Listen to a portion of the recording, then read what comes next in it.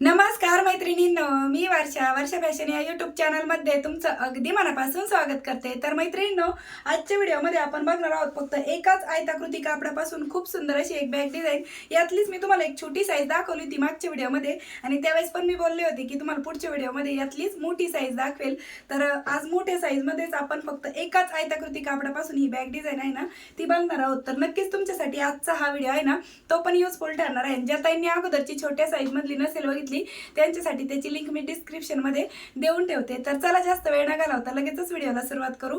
Video useful वाटला आवडला तर प्लीज प्लीज प्लीज व्हिडिओला लाईक करा, हाईप करा, आणि असेच नवीन नवीन युजफुल आणि युनिक व्हिडिओ बघण्यासाठी आपल्या वर्षा फॅशन चॅनलला नक्की सबस्क्राइब करा। तर चला सुरू करूया आजच्या व्हिडिओला।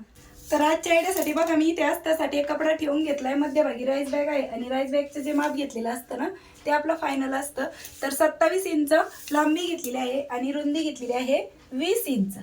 ठीक आहे, तर 20 बाय 27 इंचाचा इथे आयताकृती पीस घेतलाय। वरतून हा मेन फॅब्रिक ठेवू आणि क्विल्ट करून घेऊ। तर चला मी क्विल्टिंग करून घेते। तर अशा प्रकारे मैत्रिणींनो तिरपे टिपा मारून मी हा जो काही पार्ट आहे तो क्विल्ट करून घेतलेला आहे। ठीक आहे, आता याची जिकडनं आपली लांबी आहे बघा, तुम्हाला परत एकदा लांबी मोजून दाखवते। तर 27 इंच ज्या साईडने आहे त्या साईडने आपण हा कपडा अशा प्रकारे फोल्ड करून घेऊया।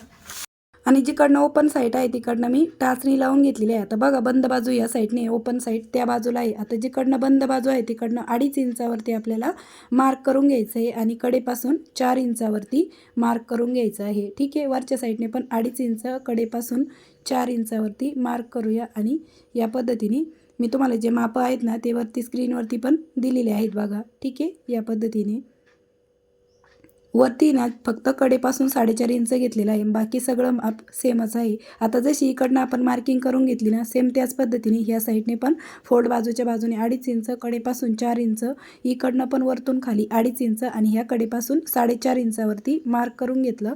आणि या पद्धतीने इथे एक लाईन आहे ती आपण ड्रॉ करून घेणार आहोत। ठीक आहे, आता जशी मार्किंग केली तशीच आपल्याला याची कटिंग पण करून घ्यायची आहे। आणि कटिंग करताना पण व्यवस्थित काळजीपूर्वकच कट करून घ्यायचं आहे। ठीक आहे,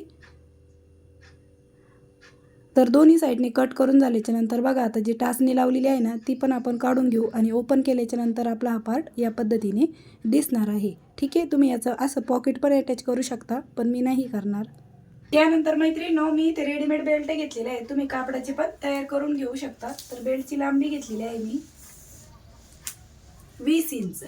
ठीक आहे, आणि हे आपल्याला बरोबर बघा इथं जे आपला कट केलेला पार्ट आहे ना इथून खालीच लावून घ्यायचे।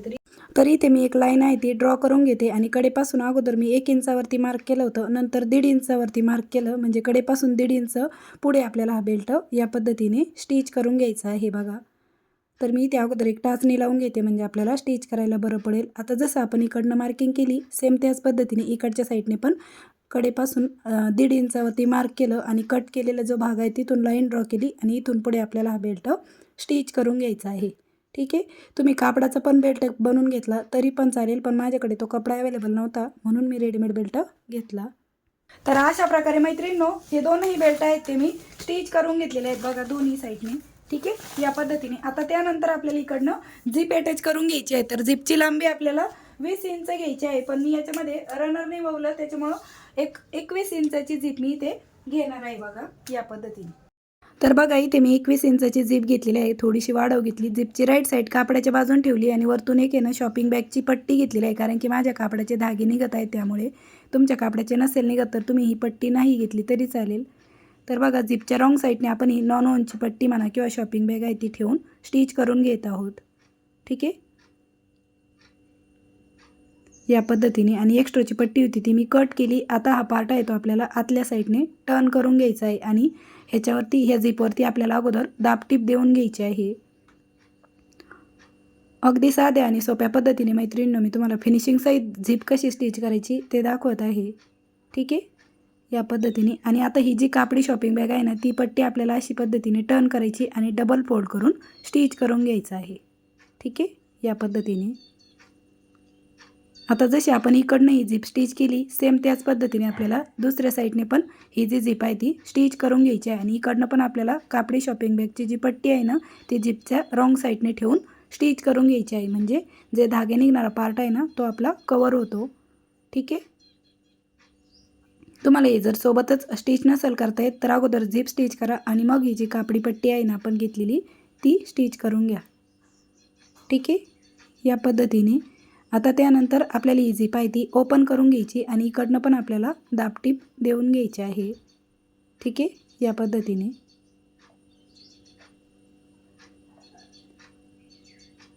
आणि जो कपडा आहे आपला नॉन-ऑनच्या पट्टीचा तो आपल्याला आता डबल फोल्ड करून स्टिच करून घ्यायचा आहे.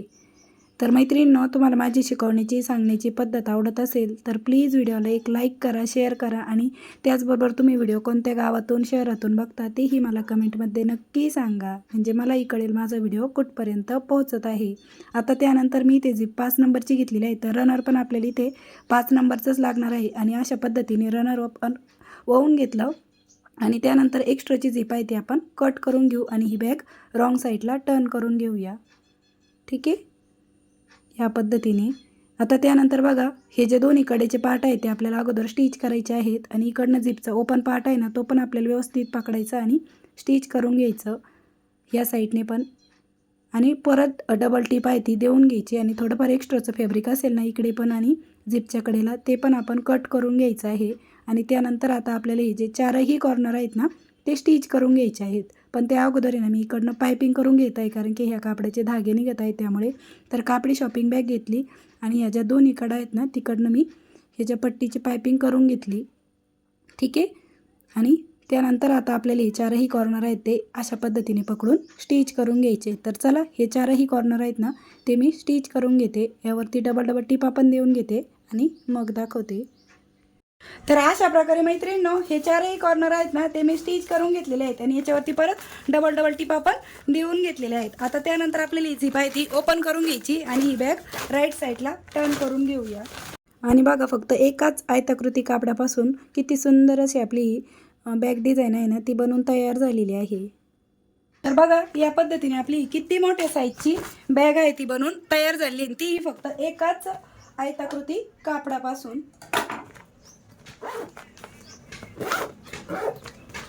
बघा, तुम्ही हिचा टिफिन बॅग म्हणून पण वापर करू शकता, त्याचबरोबर शॉपिंग बॅग म्हणून पण वापर करू शकता. इथं हिचं शिवून तयार माप पण सांगते किती रेडी राहिले.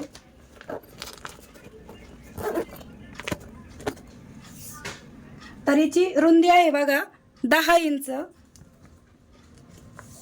उंची आहे 9 इंच, 10 बाय 9 इंच आणि बॉटमचा बेस आहे 4.5 इंचाचा बॉटमचा बेस आहे आणि इकडची साईड पण मग तेवढीच आहे. ठीक आहे, 4.5 इंचाची.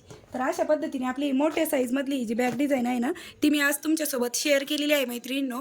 तर नक्कीच तुम्हाला आपला आजचा हा व्हिडिओ आहे ना तो पण आवडला असेल, युजफुल वाटला असेल तर प्लीज प्लीज प्लीज व्हिडिओला जाता जाता लाईक करा, शेअर करा आणि असेच नवीन नवीन युजफुल आणि युनिक व्हिडिओ बघण्यासाठी आपल्या वर्षा फॅशन चॅनलला नक्की सबस्क्राईब करा. तर भेटूया पुन्हा नेक्स्ट व्हिडिओमध्ये. तोपर्यंत bye bye. Thanks for watching.